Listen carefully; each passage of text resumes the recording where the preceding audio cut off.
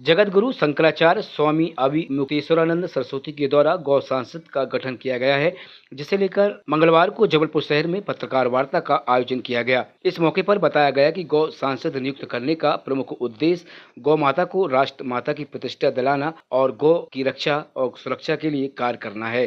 गौ सांसद पूरे भारत उन सभी को यह दायित्व दिया गया है कि आप गौ माता के लिए समाज को जागृत करिए।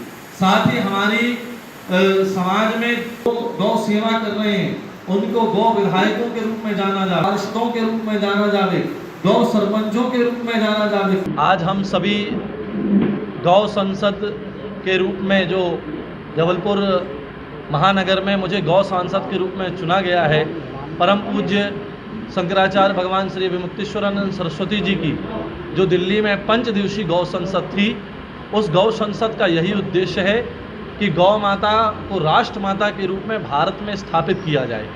क्योंकि गौ हमारी धार्मिक संस्कृति और आस्था का प्रतीक है। गौ के बिना भारत की परिकल्पना तो नहीं हो सकती है। गौ है इसलिए भारतवर्ष है।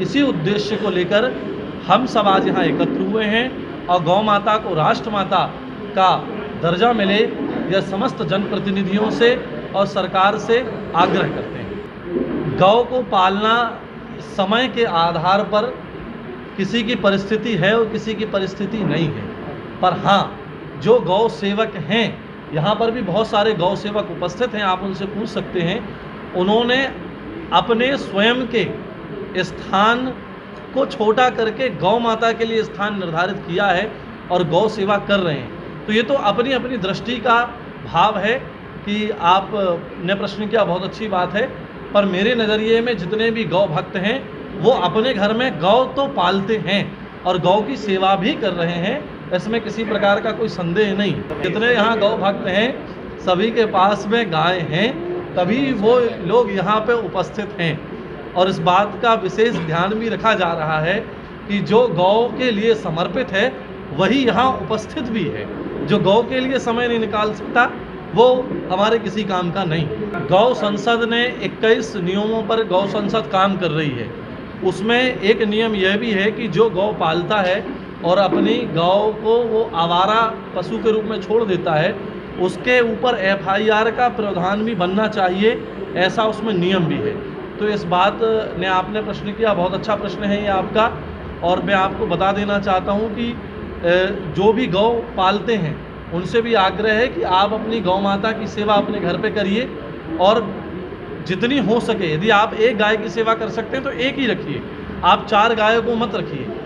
पर आने वाले समय में यदि कोई गौ के साथ बर्बरता करता नजर आएगा, चाहे वो गौ मालिक क्यों ना हो, तो उसके साथ में बड़ी कठोरता के साथ में कानूनी कार्रवाई उसकी की जाएगी। अभी पनागर में एक घटना हुई है कि एक किसान ने खेत में पहुंची गाय को मारा, गाय बेहोश हो गई, तो उसमें हमारे पीछे खड़े हुए हमारा जो परिवार है उसने उसको ऊपर FIR की, वो अभी जेल में है। तो इस प्रकार के किसी व्यक्ति को माफ़ नहीं किया जाएगा समाज में, चाहे वो कोई भी व्यक्ति हो, चाहे हमारा हो चाहे पराया हो।